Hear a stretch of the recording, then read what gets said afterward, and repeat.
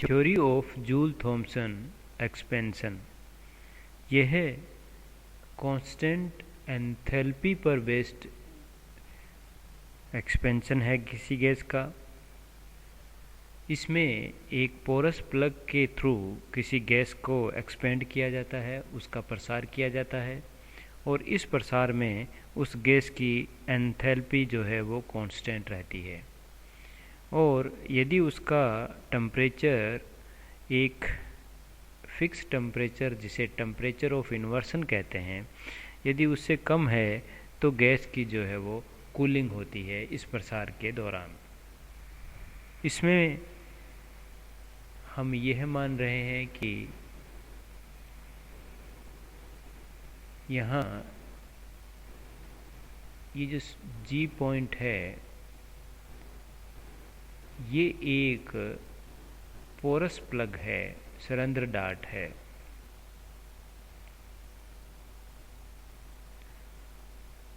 इस प्लग के left side वाला जो सिलेंडर है उसमें एक पिस्टन लगा हुआ है, और यहाँ पर जो प्रेशर है वो P1 है, और इसमें जो गैस भरी हुई है उसका जो वॉल्यूम है वो V1 है। इसे हम पिस्टन नंबर 1 कह देते हैं। इसकी जो राइट साइड में पोरस प्लग के पिस्टन लगा हुआ है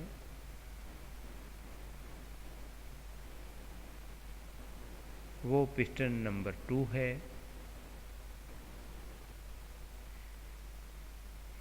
अब जब पिस्टन 1 को प्रेस किया जाएगा, दबाया जाएगा, तो उस दौरान जो पोरस प्लग है उसमें से गैस का जो है वो प्रसार होगा,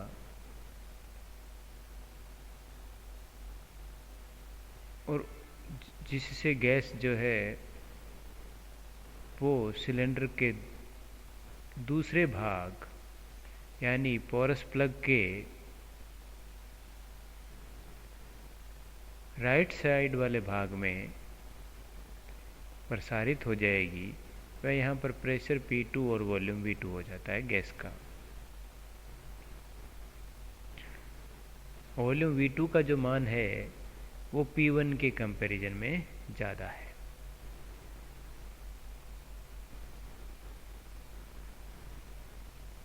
और प्रेशर जो P2 है वो P1 के कंपैरिजन में कम है।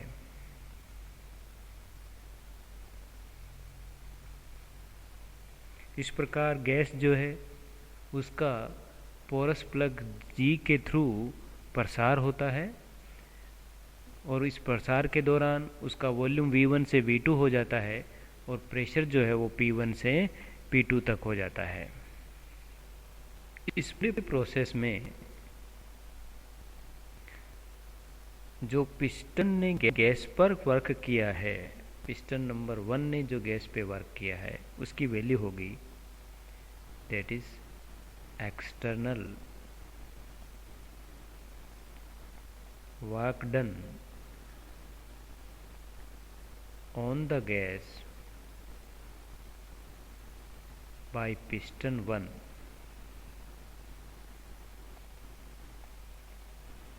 ये हो जाएगा P1 V1। इसी प्रकार external work done by the escaping gas on piston 2। Piston 2 पर जो गैस वर्क करेगी उसकी वैल्यू होगी P2 V2।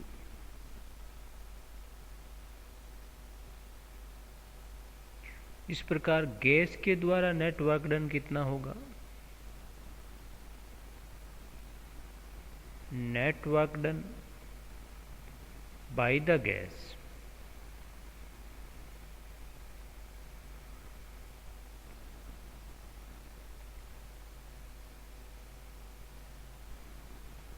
in the passing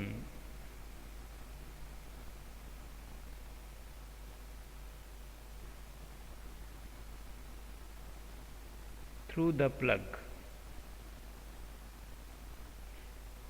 इसकी वैल्यू हो जाएगी P2V2 माइनस P1V1।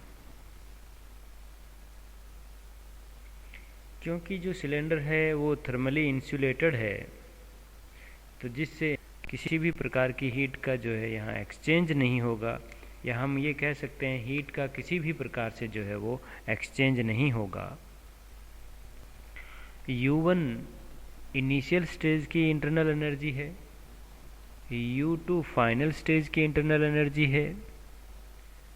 तो फिर इस प्रोसेस में जो इंटरनल एनर्जी में लॉस हुआ है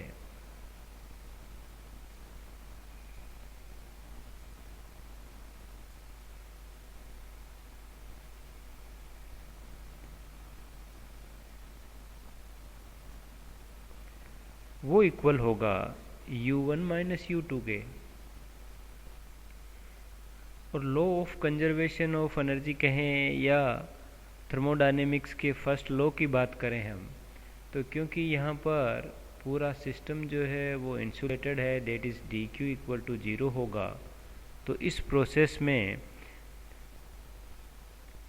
थर्मोडायनेमिक्स के फर्स्ट लॉ से यहाँ पर dq इक्वल टू 0 होने के कारण du इक्वल टू dw होगा। du जो है वो इंटरनल एनर्जी में चेंज है, और dw जो है वो work done by the system है या work done by the gas है। तो du की वैल्यू है u1 माइनस u2 जो गैस की इंटरनल एनर्जी में चेंज हुआ है, और गैस ने जो वर्क डन किया है वो है P2V2 minus P1V1, that is u1 plus P1V1 equal to u2 plus P2V2, और u plus Pv जो है वो h के इक्वल होता है h1 इक्वल टू h2 और h इक्वल टू कॉन्स्टेंट। तो जूल थॉमसन एक्सपेंशन में जब किसी गैस का पोरस प्लग के थ्रू प्रसार किया जाता है, तो उस दौरान उस गैस की जो एंथैल्पी है H वो हमेशा ही कांस्टेंट रहती है। जूल थॉमसन इफ़ेक्ट को या जूल थॉमसन एक्सपेंशन को जो है वो एन आइसोएंथैल्पिक इफ़ेक्ट भी कह सकते हैं, क्योंकि इस प्रोसेस में एंथैल्पी जो है वो कांस्टेंट रहती है। अब यदि किसी भी गैस के लिए P2V2 की वैल्यू P1V1 से ज़्यादा हो, तो उस प्रोसेस में U2 की वैल्यू U1 से कम होगी।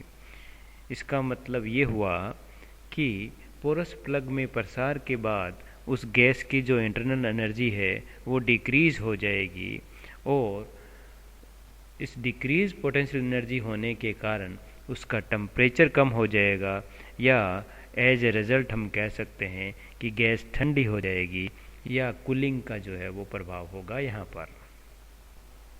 इसी प्रकार यदि P2V2 लेस देन P1V1 है, तो यहाँ पर U2 जो है वो ग्रेटर देन U1 होगा। इस स्थिति में जो गैस का वर्क डन है ऑन द सिस्टम, वो गैस पर किए गए work done by the piston 1 जो है उससे कम है, जिसके कारण उसकी जो फाइनल इंटरनल एनर्जी है उसकी वैल्यू उसकी इनिशियल इंटरनल एनर्जी U1 से ज़्यादा होने के कारण उसका जो टेम्परेचर है वो ज़्यादा हो जाएगा, या इस प्रकार यहाँ पर जो है वो हीटिंग इफ़ेक्ट होगा। तीसरा केस, यदि P2V2 इक्वल टू P1V1 है, मीन्स गैस के द्वारा किया गया कार्य और गैस पर किया गया कार्य दोनों कार्य बराबर हैं, तो उस स्थिति में U2 इक्वल टू U1 होगा। तो गैस की इंटरनल एनर्जी में कोई चेंज नहीं होगा, तो उस स्थिति में उसका जो टेम्परेचर है वो चेंज नहीं होगा, या ये कह सकते हैं यह एक आइसोथर्मल प्रोसेस जो है वो हो जाएगा। Joule Thomson coefficient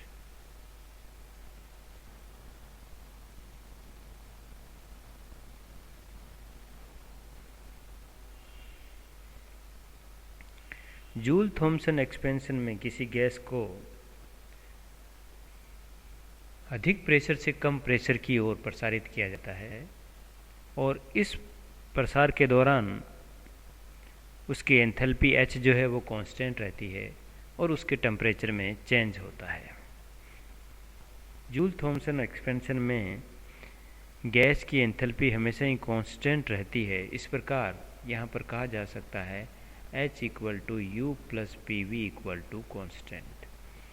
U internal energy है, P प्रेशर है और V गैस का वॉल्यूम है।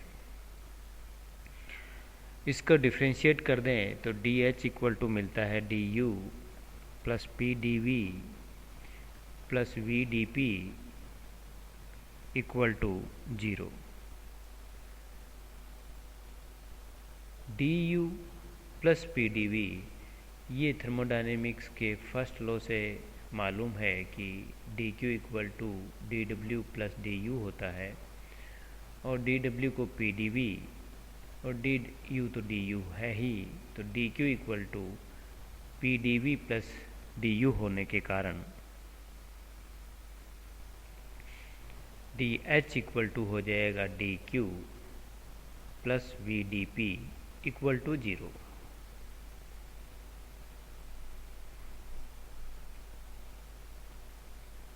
और एंट्रोपी की डेफिनेशन के अनुसार dQ इक्वल टू होता है TdS। तो इसको और रीअरेंज करें तो लिख सकते हैं TdS plus VdP equal to 0।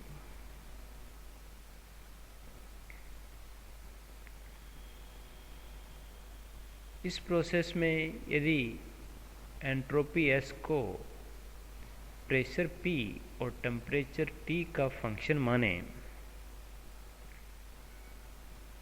तो उस इक्वेशन में ds की वैल्यू हो जाएगी del S by del T P constant dt plus del S by del P T constant dP। Equation में ds की वैल्यू इक्वेशन नंबर 2 से पुट कर देते हैं और इसको सॉल्व करते हैं तो T ds की जगह होगा del S by del T P dt plus del S by del P T dP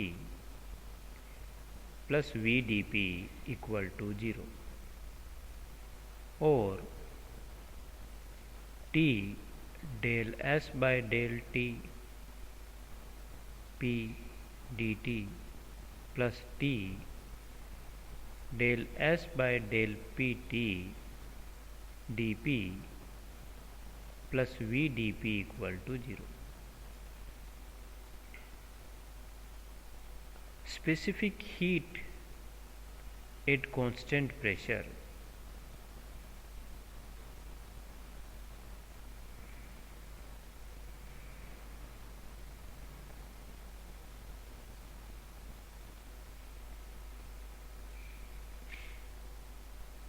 Cp equal to होता है del Q by del T P constant और डेल Q को लिखा जा सकता है T del S by del T P constant.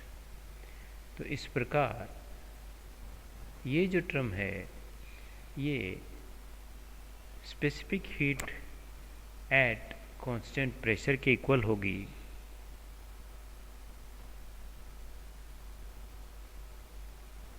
This implies Cp dt plus T del S by del Pt dP plus VdP equal to 0।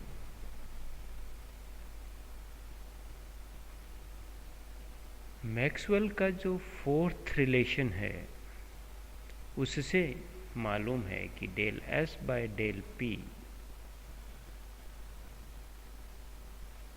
T constant equal to होता है minus del V by del T for P constant के लिए। तो ये जो value है इसको यदि इससे रिप्लेस कर देंगे तो C P D T minus T del V by del T P D P plus V D P equal to 0 और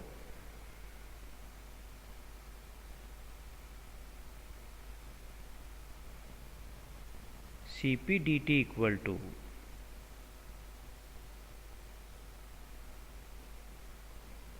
T del V by del T P minus V D P और del T by del P H constant equal to 1 by C P T del V by del T P minus V. यहाँ del T by del P H constant के लिए इसको joule Thomson coefficient mu कहते हैं, तो mu की जो value मिलती है वो हो जाती है 1 by C P into T del V by del T P constant के लिए माइनस वी।